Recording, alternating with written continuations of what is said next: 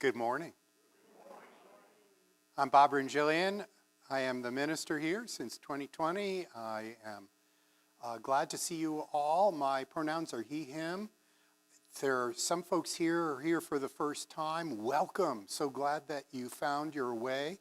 Come over this way. They're waving to you.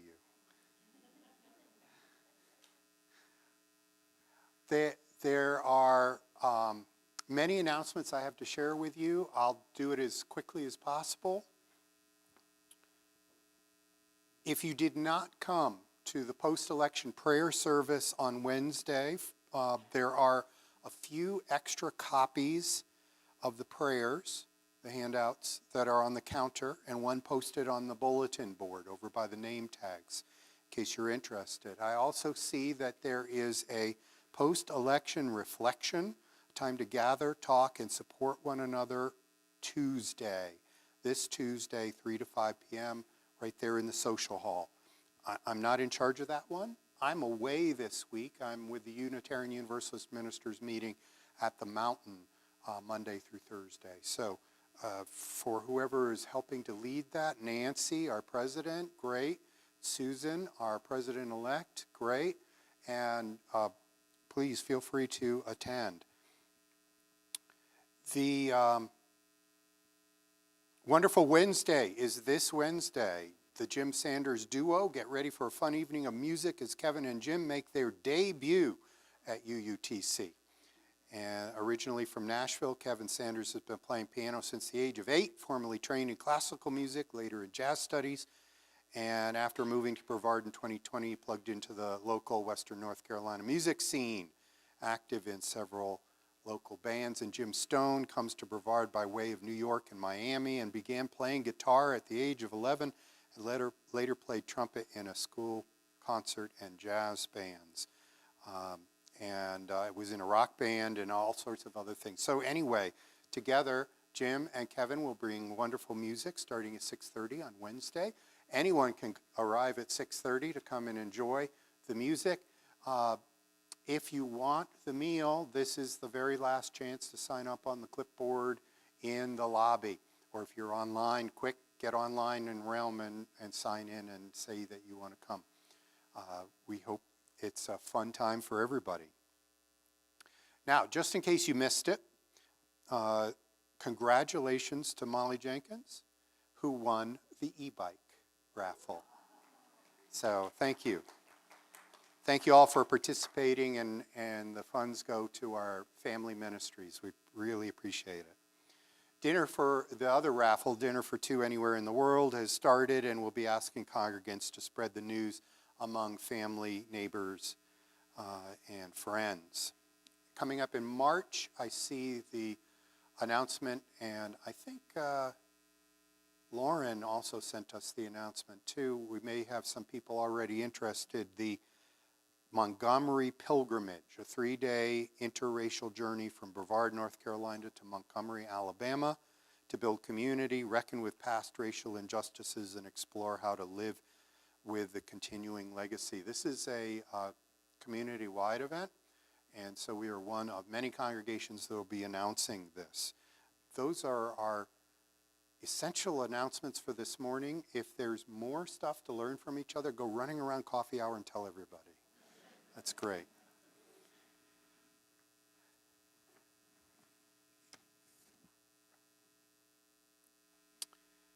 We ask that you turn to one another, greet each other, and recognize the inherent worth and dignity of all those around you.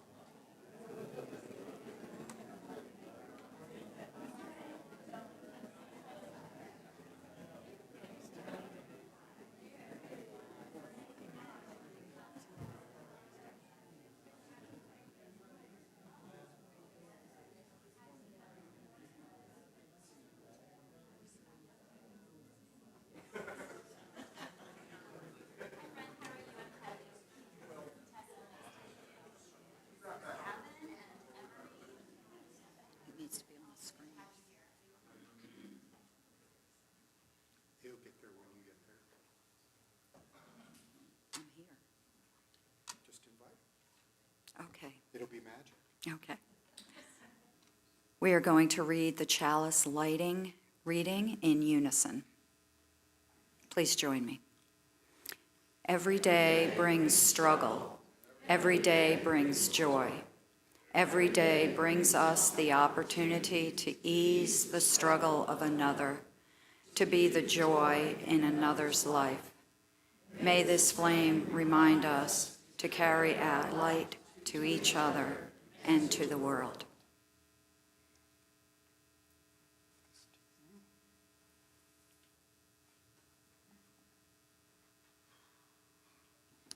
For those of you who are new to us, who aren't often with us, this is where we have now placed the candles of joys and sorrows. There are some notes that have been left. Anyone wishing a candle can place a note there or contact me during the week. I have a couple I'll read from my device. I would ask for a candle for my friend Nan up in Asheville, who asks, please keep my son Jake and granddaughter Lainey in your heart and your prayers. And this is after the death of her daughter-in-law from cancer at age 40. I would like a candle of thanks for the UU congregation in Wilmington, Reverend Alyssa, Reverend Kelly, and Marla for their kind hurricane relief package delivery to UUTC. They created little mindful packages for those that could use a moment of mindfulness. We have a few here.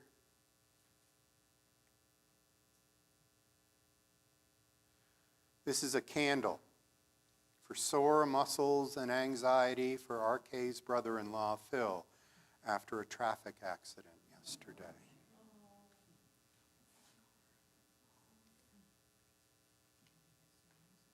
Nancy Richards asks that we please hold some of her loved ones in your hearts who are struggling with cancer: John, Ryan, Ellie, and Trish.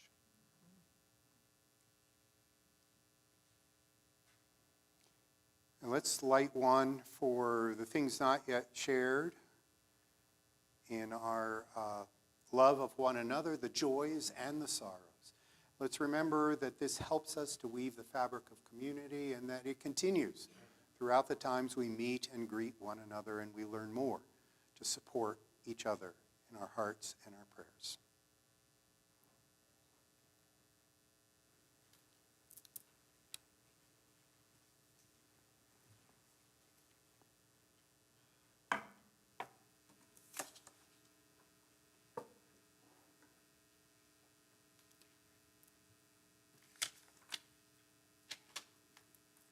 Good morning. My name is Sharon Gublow. The opening words today are from Maureen Kaloran, In Need of Healing. Welcome, you who come in need of healing, you who are confused or have been betrayed.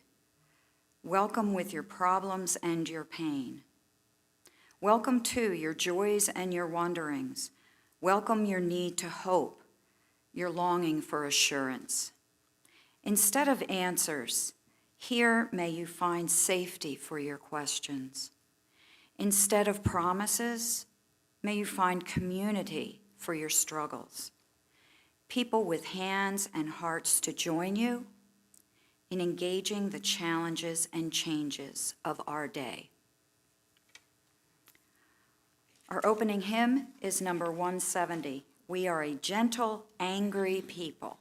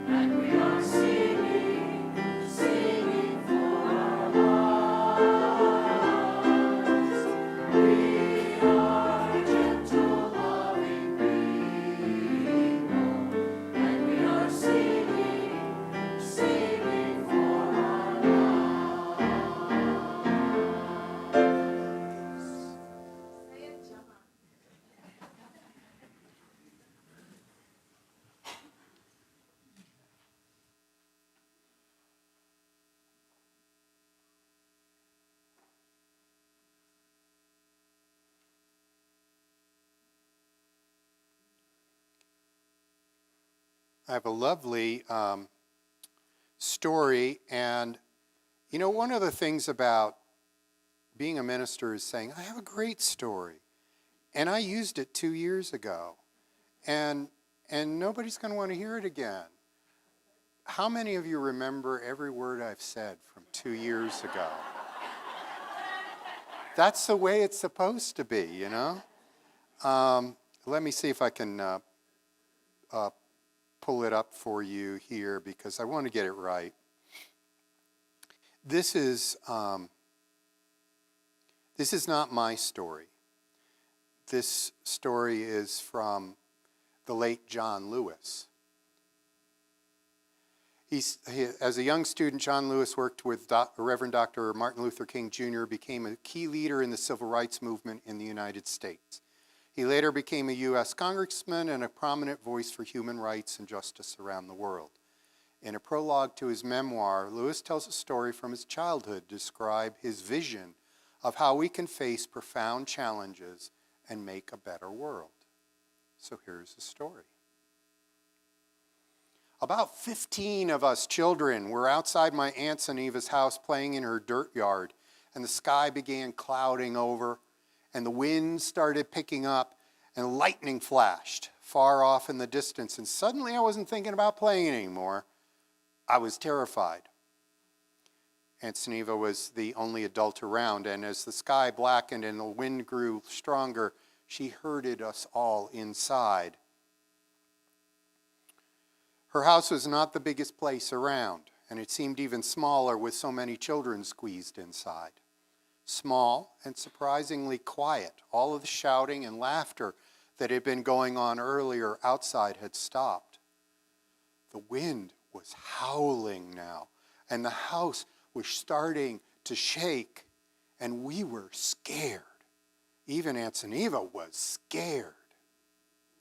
And then it got worse.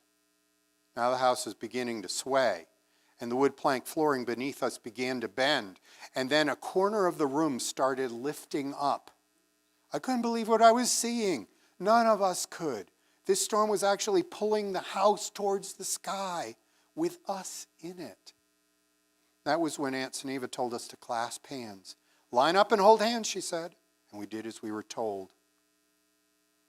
Then she had us walk as a group towards the corner of the room that was rising. From the kitchen to the front of the house we walked, the wind screaming outside, sheets of rain beating on the tin roof. Then we walked back in the other direction as another end of the house began to lift.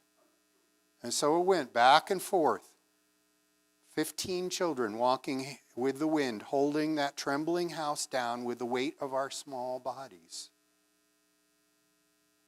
More than half a century has passed since that day, and it has struck me more than once over these many years that our society is not unlike the children in that house, rocked again and again by the winds of one storm or another, the walls around us seeming at times as if they might fly apart. It seemed that way in the 1960s at the height of the civil rights movement, when America itself felt as if it must burst at the seams, so much tension, so many storms. But the people of conscience never left the house. They never ran away. They stayed. They came together. They did the best they could, clasping hands and moving towards the corner of the house that was the weakest. And then another corner would lift and we'd all go there. And eventually, inevitably, the storm would settle and the house would still stand. But we knew another storm would come. And we would have to do it all over again. And we did. And we still do. All of us, you and I. Children holding hands, walking with the winds.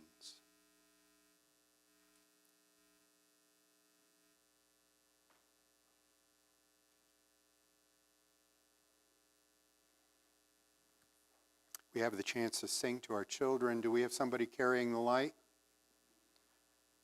Make that happen. Eli, come on forward.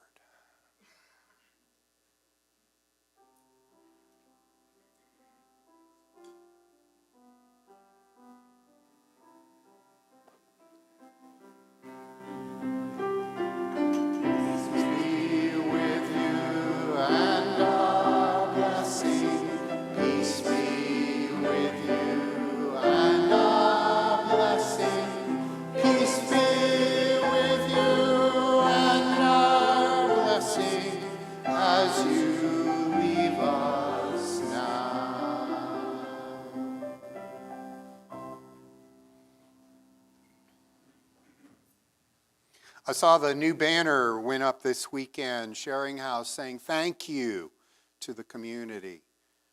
Generosity, turnout, help, volunteerism.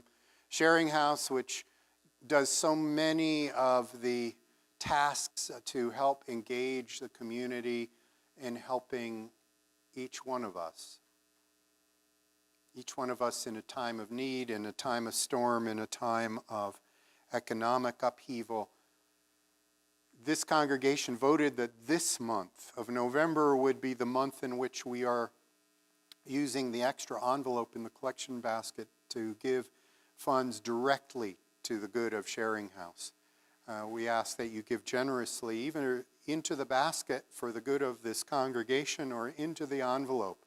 With your generosity, we make our spaces a little bit better and the world a little bit better for all of us, no matter our circumstances. We'll now receive the morning offering.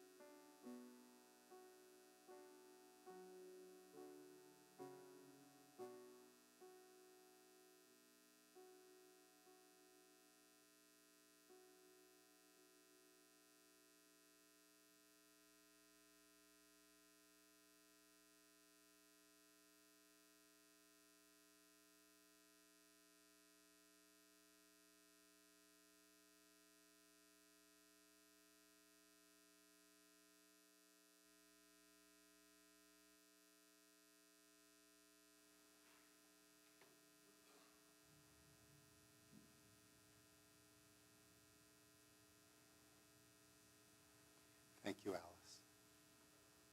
Thank you, Gypsy.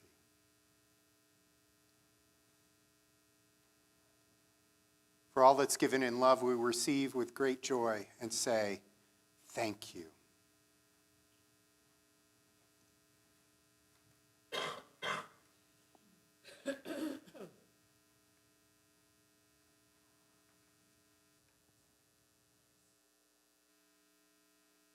I don't know about you, but I've certainly been involved with a lot of prayers this week. Arranging them, thinking up better ways that I could help my own self through. This is one of those moments where we'll have a chance once again to center ourselves, breathe deep, know that we are in our space, know that we are with others. We are not alone.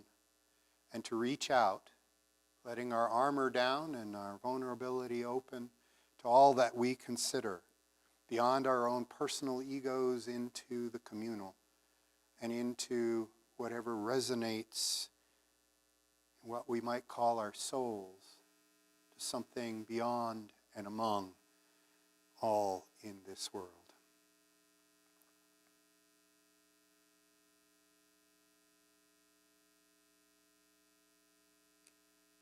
Spirit of love and life, we are gathered here, come with confusion. What day of the week is it really? And we know our confusion comes worse when we are stressed. The Spirit of love and life, may we be repaired in our broken spots. May we know what it is to be held together, even as we feel we may be flying apart at the seams. Spirit of love and life, we are a gentle, angry people, and we are singing for our lives. As we lift our laments that come from the depths of our hearts, from the tremors in our very beings and identities, let us remember we can hold hands.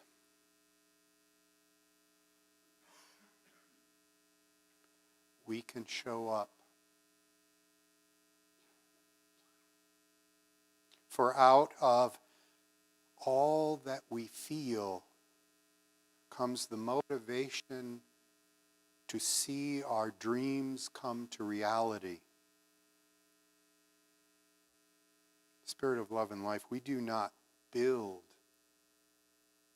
our castles in sand to be washed away by every wave that comes. Spirit of love and life, we work again and again to build higher and stronger,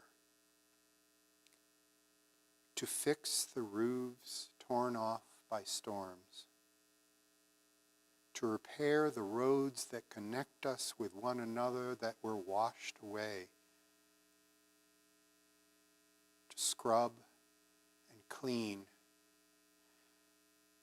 to make our spaces livable, and in fact make this world one in which all can be nurtured in the inherent wholeness of every being. Spirit of love and life, on this day in particular, we also have lit candles for the things that are on our hearts and those who we are connected to.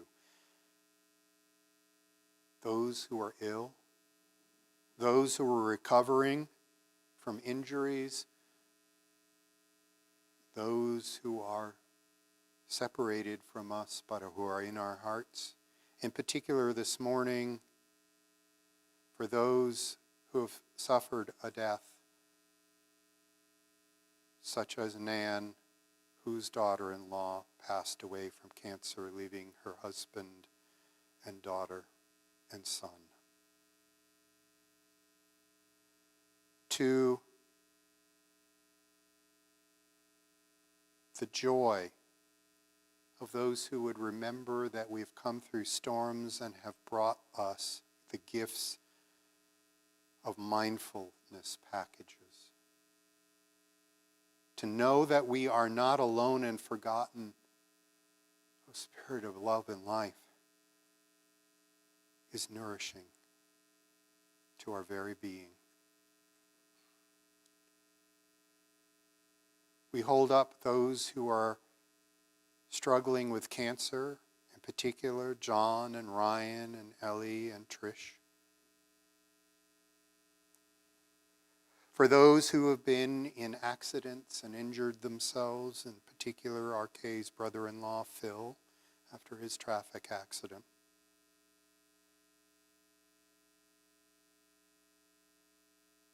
And may we all be held up to one another and to all that is good that we may remember to breathe and to keep on going.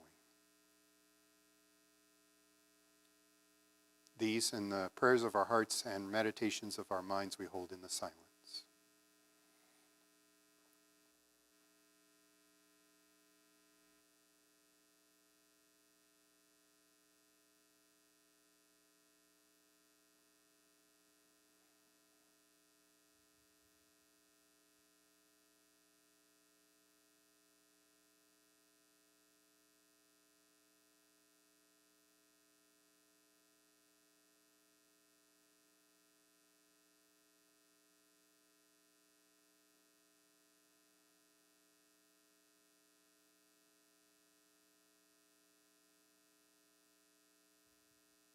In the names of all those known and unknown, remembered and forgotten, in the names of all the helpers of humankind, we say, Amen, blessed be.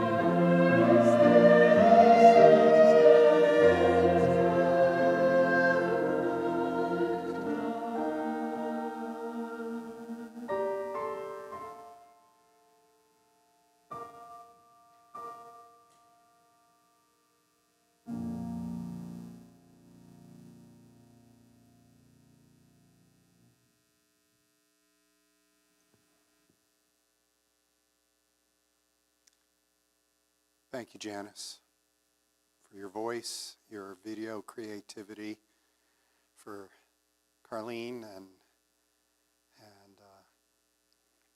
well, Elaine as well. Beautiful.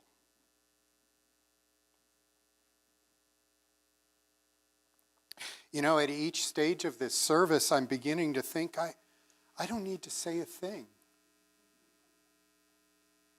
We've had hymn and readings that have said exactly what's needed. We've had John Lewis's wisdom already in this. We've had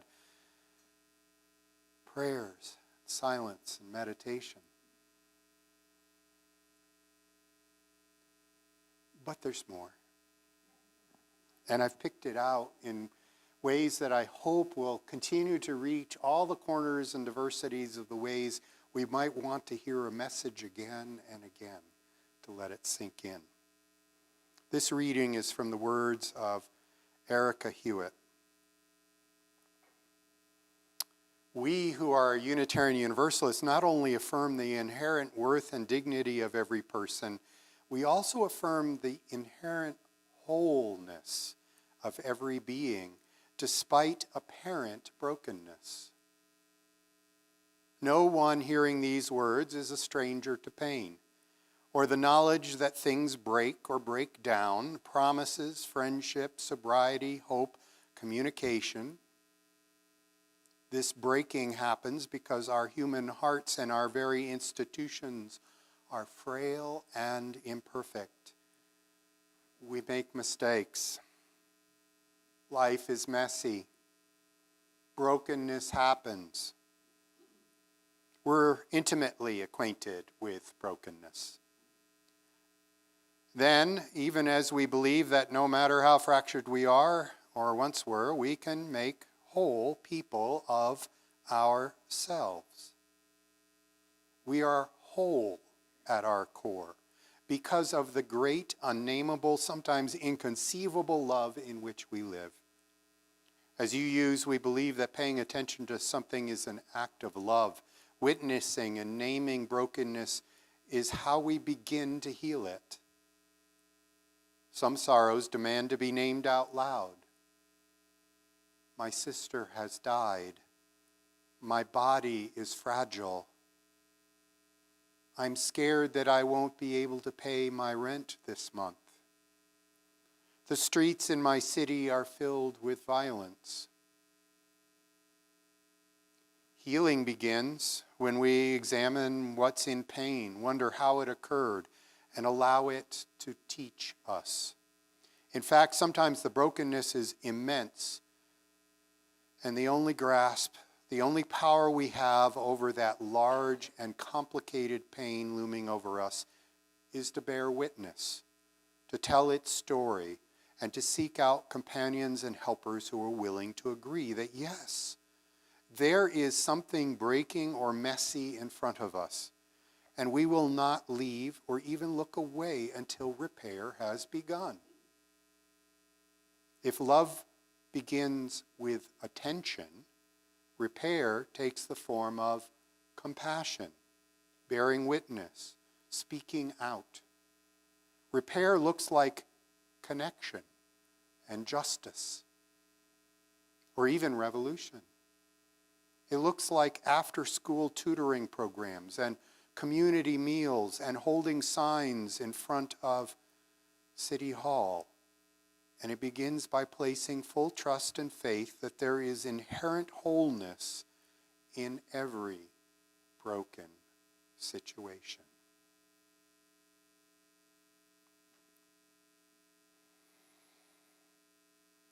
The sermon today is Living Love Through the Practice of Repair. That's the exact title of our Soul Matters packet this week, the at-home study guide to help explorations. There are about 50 people in this congregation who get that on a monthly basis. Maybe never open their PDF file and look at it, but it's there if needed. This month in particular, who thought about this topic? This topic was voted in advance way back in May or June by hundreds of UU congregations who were part of the Soul Matters Continuum and said, we want to talk about repair in November. How did they know? They didn't know that hurricanes were coming through in the fall. They didn't know that elections would go one way or another. They just knew we would need repair because it was pretty obvious, even 6-7 months ago, that we had some issues in America.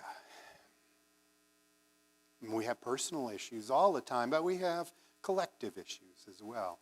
Now, I want to say, when I spoke on Wednesday, and I knew that there would be folks here from throughout the York County community, I used language that might echo a little easier with the Presbyterians and the Methodists and the Episcopalians and the Lutherans who I saw scattered among so many UUs.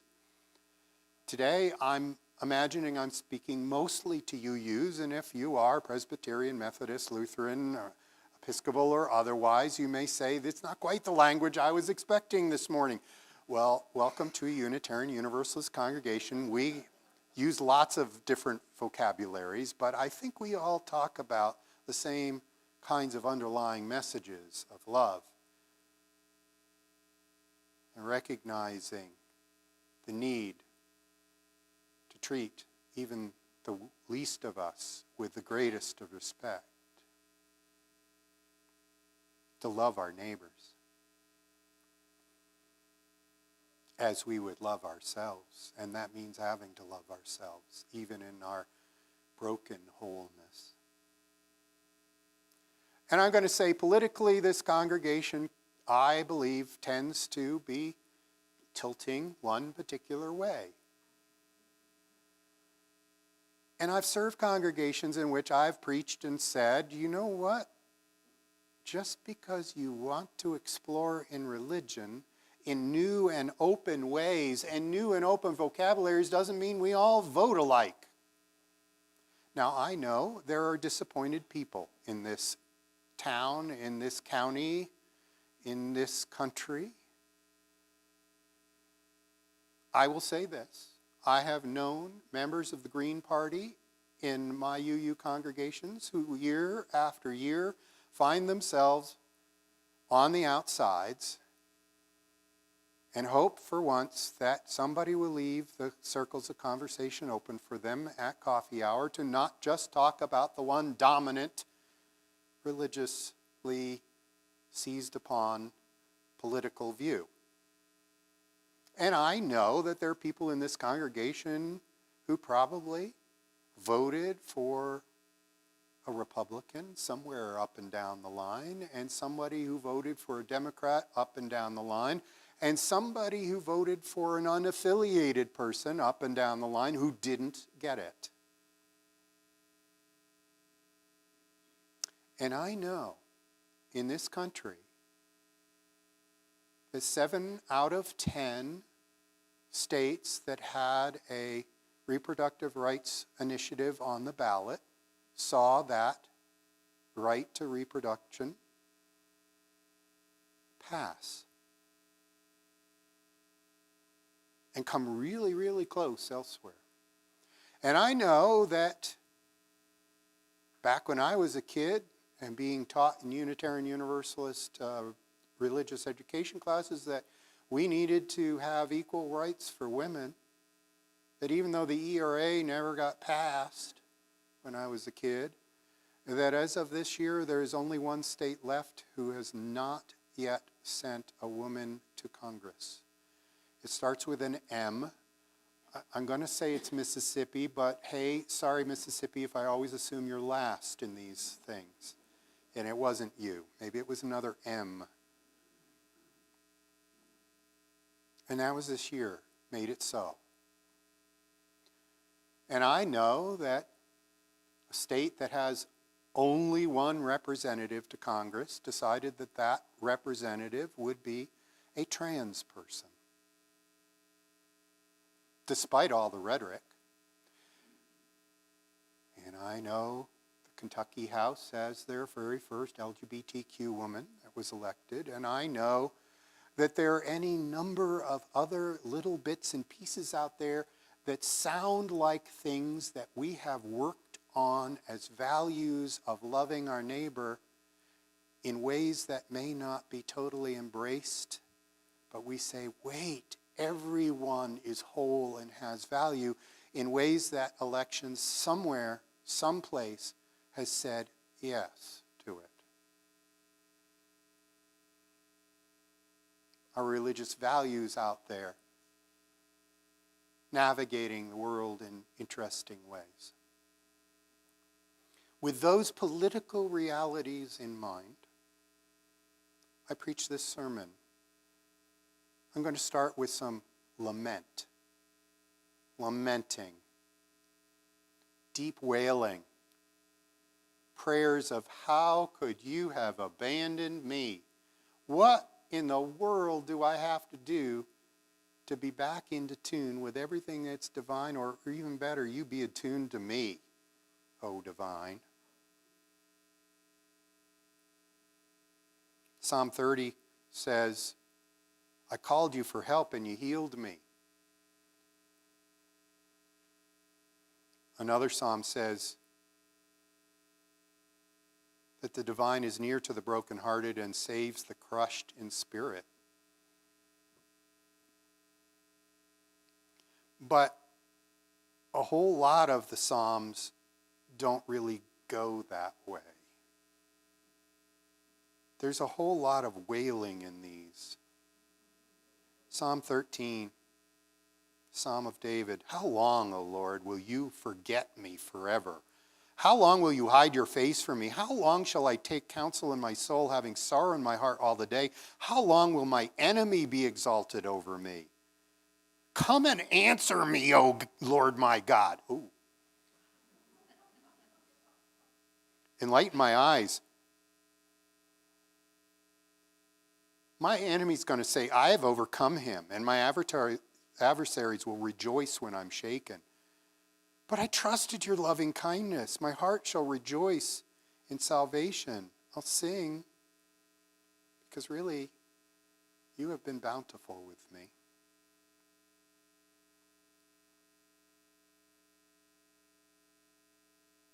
Another one says, Psalm 25 says, don't let me be ashamed. Don't let my enemies exult over me. Turn to me, be gracious to me, for I'm lonely and afflicted. Troubles of my heart are enlarged. Bring me out of my distress. Look on my affliction and my trouble. Forgive me my sins. Look on my enemies, for they are many, and they hate me with a violent hatred. Guard my soul and deliver me. Again, do not let me be ashamed. I take refuge in you. Let integrity and uprightness preserve me. I wait for you.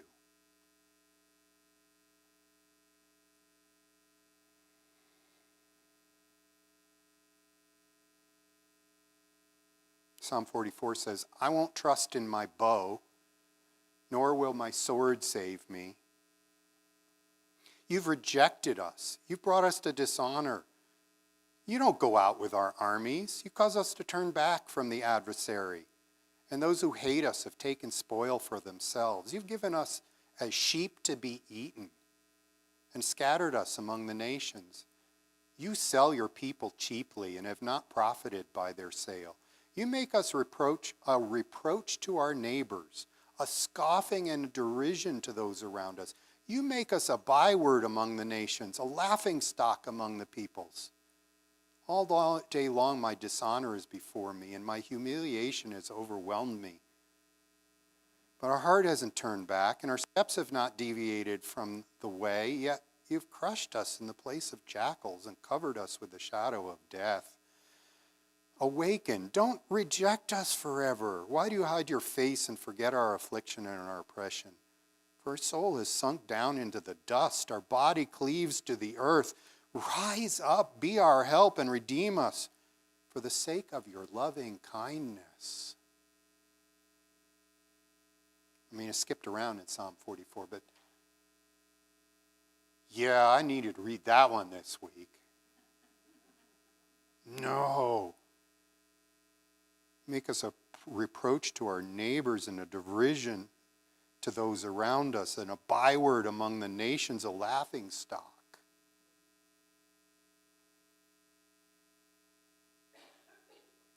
One newspaper out in the world had a headline, capital F asterisk asterisk K exclamation point.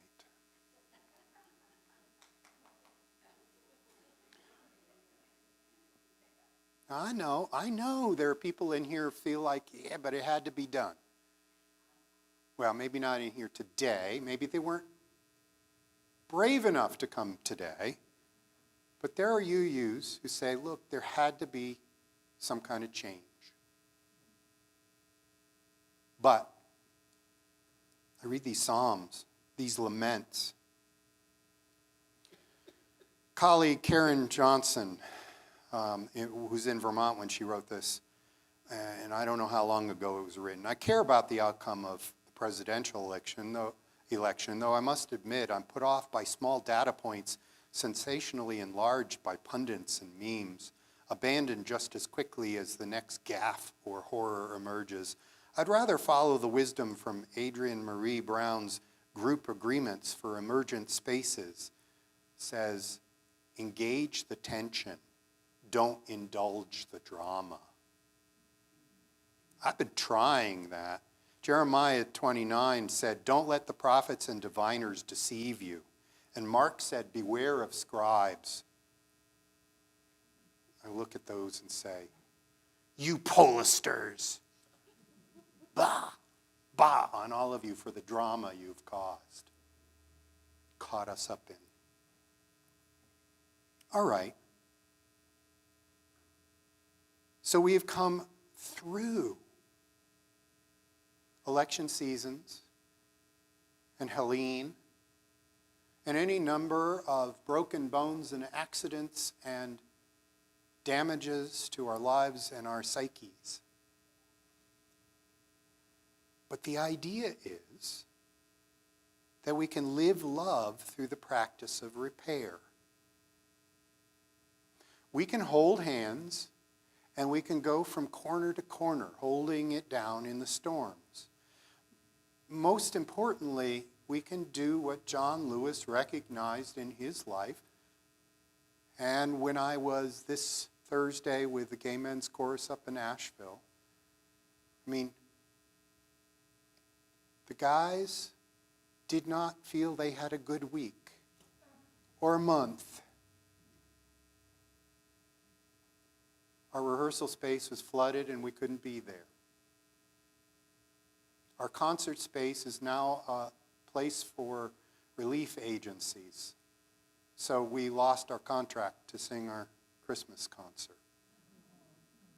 We're going from place to place, mostly churches that have halls that could open to us. And they're like, you're asking us for December concert? We're really busy in December. But we found a new church that apparently was whispering to each other, we got the Gay Men's Chorus. And when the chorus was founded 25 years ago, no, the churches weren't saying, oh, yeah, we want the Gay Men's Chorus. They weren't. John Lewis, recognizing again and again the civil rights. A storm comes, and you get through it. And then another storm comes.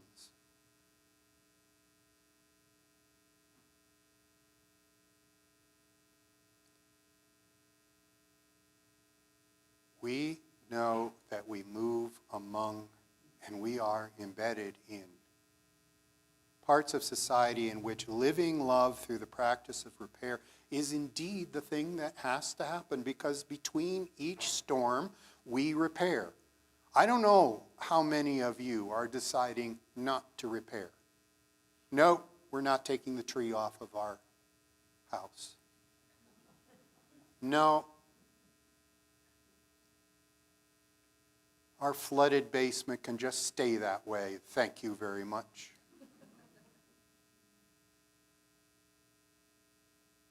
No, I think we turn to repair. Now we need the resources. We need the community. I've got a minister's discretionary fund that has been of little help to people. Make it more helpful to you folks. Ask. Let me know what you still need, where the gaps are. Living love through the practice of repair means we are all combining our resources to recognize and hear. When we are lamenting to whatever we address outside of ourselves in our prayers and meditations, whatever language or concepts we use, when we are doing that and saying, where are you? My enemies find me. My neighbors are giving me derision. Where are you? Bring your gaze down and look to your left and right in this room. Living love through the practice of repair. There's a whole lot of congregations out there that have some phrase, some place in their building that says God is love. Be the God you want. Be the divine love in life for someone else. My neighbors don't like me. What was that psalm said? People avoid me on the street. That is not living love, folks. If you're going down the street in such a way that people are like getting out of your way, you are about as warm and cuddly as a Wild West gunman.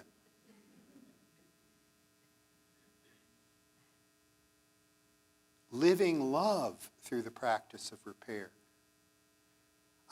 I remember a generation that darned socks. You had a good pair of wool socks, but they needed darning? Yeah. Or a sweater? Maybe it's not the one you wear to the Christmas party, but you're going to go out and chop wood. That's one of the layers you're going to put on, and you don't want it to unravel again, and you darn and repair that hole.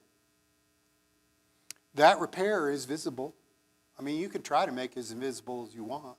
And I'm sorry, if you're darning the bottom of the sole of your feet in those socks, you better have diabetes, because otherwise you're going to feel the roughness of it.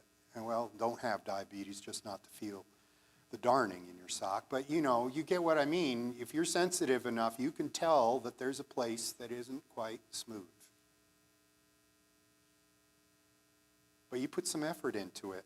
Did you use the softest feathers to make the darning work? No, you used a steel needle. One that could prick your fingers, that could do some damage if you poke it the wrong way.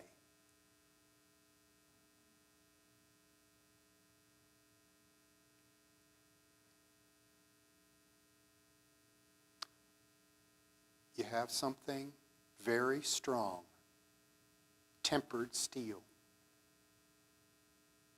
to push through the soft fabric in the directions that are needed. And that's what we need. Love has a strength to it too. Love has that tip of strength.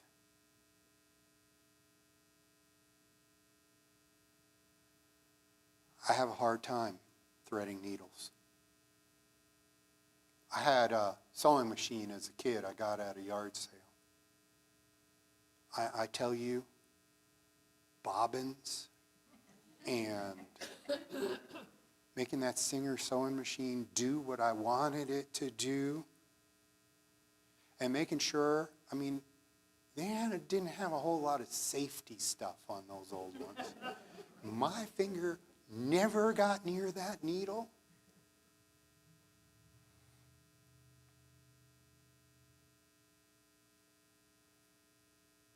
Sometimes the tools that we have do not have the safety measures on them that we need, and we have to be attentive. And we have to be careful. And we have to try and try again to get the tension just right. Remember that? Remember that in the reading? We need some tension. You cannot get a sewing machine to work right if that bobbin is not under the right tension.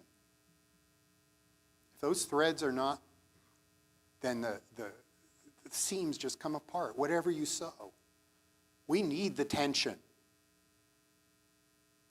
With love, we need that tension.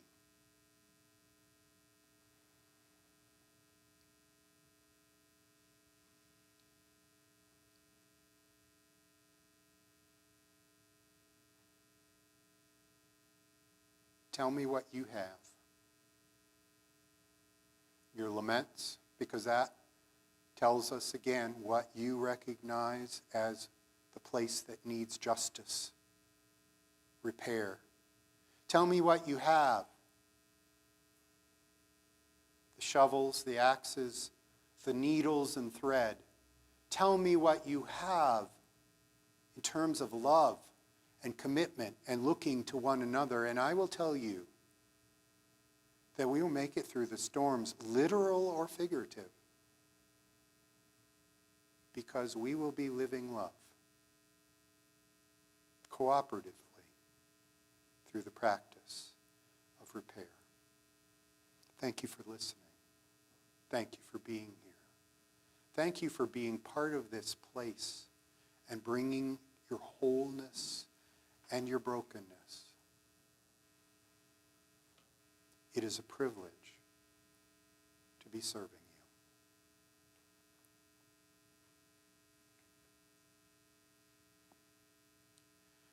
In our gray hymn book, number 277 is the hymn, When We Wend Homeward. I invite you to rise and sing as you're willing and able.